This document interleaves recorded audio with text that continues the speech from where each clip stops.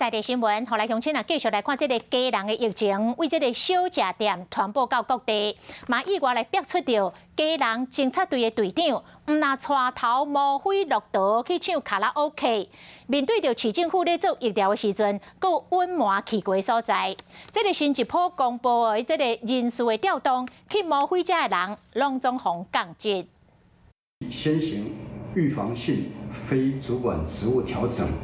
相关重大违纪及考核监督不周人员责任惩处，另依《公务人员考绩法》与警察人员奖惩标准等相关规定办理。针对警员伫勤务当中无请假，就去啉酒作乐，嘉南市警察局讲，目前还咧讨论后一步要安怎来处罚，后日开会了后就会来公布。 华视新闻看起来，赶快订阅我们的华视新闻 YouTube 频道，欢迎按赞、订阅、开启小铃铛，最新最及时的资讯要提供给你。